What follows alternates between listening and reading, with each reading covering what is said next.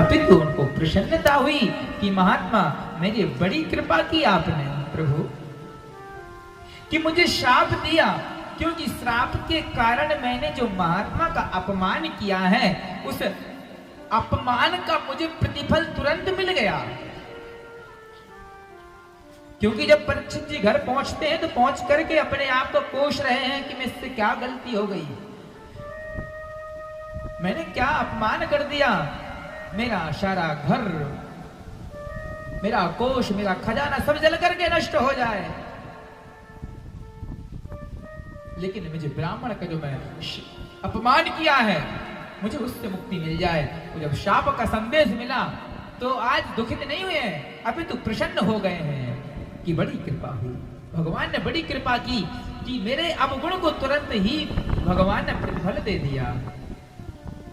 और आज जैसे ही श्री परीक्षित जी महाराज छोड़ करके घर और गंगा की तरफ बढ़ते हैं, और जब गंगा की तरफ जाते हैं तो उनके पुत्र जन्मेजय ने एक आसन स्थापित कर दिया कि मेरे पिता के जो वचनों का उत्तर देगा उस आसन पे विराजमान हो जाए। सब सोचने लगे कि पता नहीं क्या पूछने वाले हैं परीक्षित जी महाराज। सारे बड़े बड़े संत महात्मा, ऋषि, अंगिरा, भृगु, वशिष्ठ, गौतम, अत्रि, कश्यप, अनेक मंत महात्मा पधार गए।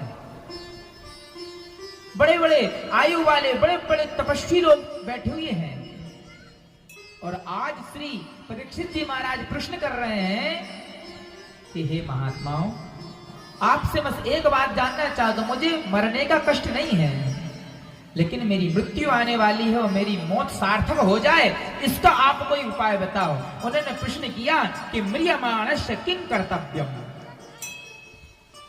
म्रियमाणस्य किं कर्तव्यम। म्रियमाण कहते हैं जो जल्दी मरने वाला हो, शीघ्र मरने वाला हो, वो म्रियमाण होता है। तो कहे म्रियमाणस्य किं कर्तव्यम, शीघ्र मरने वाले का क्या कर्तव्य है, क्या करना चाहिए उसको। क्योंकि परीक्षित जी महाराज तो केवल 7 दिन जीने वाले हैं, 7वें दिन को मर जाना है, इसीलिए कहने के मुझे 7 दिन में मरना है। तो म्रियमाणस्य किं कर्तव्यम, जिस जल्दी मरने वाला है उसको क्या करना चाहिए।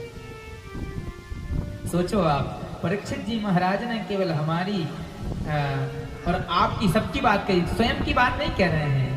आज हमारे और आपकी सभी का प्रश्न है, क्योंकि हम और आप भी 7 दिन में ही मरने वाले हैं। रवि, सूर्य, मंगल, बुध, बृहस्पति, शुक्र और शनि के अलावा कोई 8वां दिन नहीं है, 7 ही दिन है, और हम और आप भी 7 दिन में मरने वाले हैं। इसलिए परीक्षित जी महाराज का जो प्रश्न है वास्तविकता में स्वयं का प्रश्न नहीं है, सार्वभौमिक प्रश्न है, सभी का प्रश्न है कि महाराज म्रियमाणस्य किं कर्तव्यम, अतिशीघ्र मरने वाले को क्या करना चाहिए। और आज सारे के सारे ऋषि महात्मा स्तब्ध रह गए महाराज परीक्षित जी महाराज के प्रश्न को सुन करके। क्यों? वो सोचने लगे कि भैया भगवान के तप से भी भगवान की प्राप्ति होती है, योग से भी भगवान मिलते हैं, जप से भी भगवान मिलते हैं, पूजन से भी भगवान मिलते हैं, भजन से भी भगवान मिलते हैं, मैं परीक्षित को क्या बताऊं, सबसे तो मिलते हैं। और इनने ये बोला है कि म्रियमाणस्य किं कर्तव्यम, जो जल्दी मरे उसका कौन कर्तव्य था, कौन सी बात नहीं हम बता दें। आज सारे के सारे महात्मा चुप हो गए कि क्या उत्तर दें। श्रुतयोऽपि भिन्नः स्मृतयोऽपि भिन्नः नैको मुनिर्यस्य वच प्रमाणम। श्रुति कुछ अलग कहती है, स्मृतियां कुछ अलग कहती हैं। श्रुतयोऽपि भिन्नः स्मृतयोऽपि भिन्नः नैको मुनिर्यस्य वच प्रमाणम। कोई एक बात प्रमाणित नहीं करती कि शीघ्र मरने वाले को क्या करना चाहिए। इसलिए आज सब के सब चुप रह गए महाराज। ऐसी स्थिति में सबने देखा कि श्री तष्ट्रावध भगवान व्यासपुत्रो, उसी समय व्यासपुत्र भगवान सुखदेव जी महाराज का आगमन हो जाता है।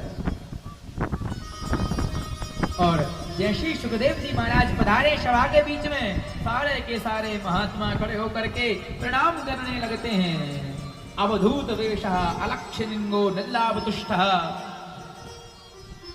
शरीर पर कोई वस्त्र नहीं है, किसी प्रकार का कोई बंधन नहीं है, अजान बाहु है, विकीर्ण केशम और माने शंख के समान कंठ हो रहा है। 16 वर्षों की आयु सुखदेव जी महाराज पधार गए। ऐसे दिव्य महात्मा का दर्शन जब हुआ, सब खड़े होकर प्रणाम करने लगे। तमाम प्रकार के बच्चे, कुछ स्त्रियां उस महात्मा के पीछे पड़े।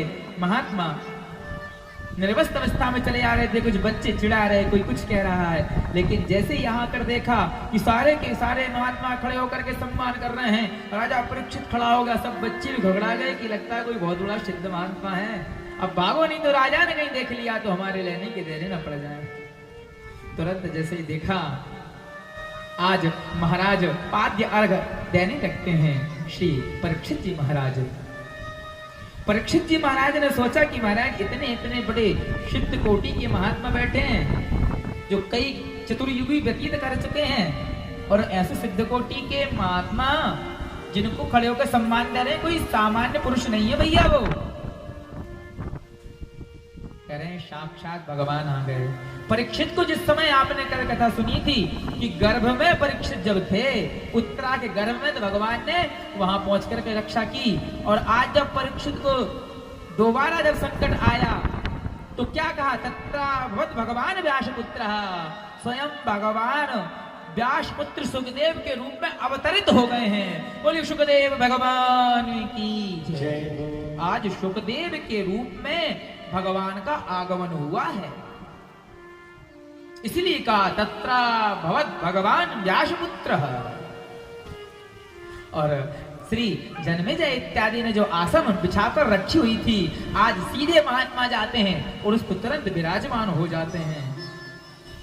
और जैसे ही विराजमान हो गए महाराज, आज परीक्षित सुख का कोई पारावार नहीं रहा। आज बड़ा हर्ष उल्लास में परीक्षित जी महाराज हैं, बड़ा दिव्य एकदम खुश होकर के बैठ गए कि महाराज निश्चित अब मेरे प्रश्नों का उत्तर मिल जाएगा।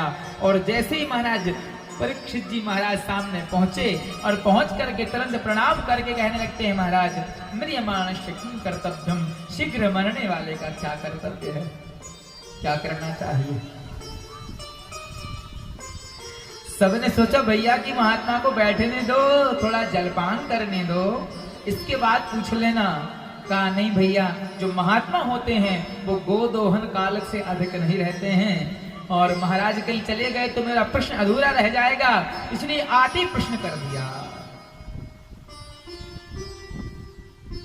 इसलिए कहते हैं महाराज कि अन्न का कण और साधु का क्षण बहुत कीमती होता है। अन्न का कण और साधु का क्षण दोनों व्यर्थ नहीं जाने चाहिए। जब भक्ति को भी भगवान नारद जी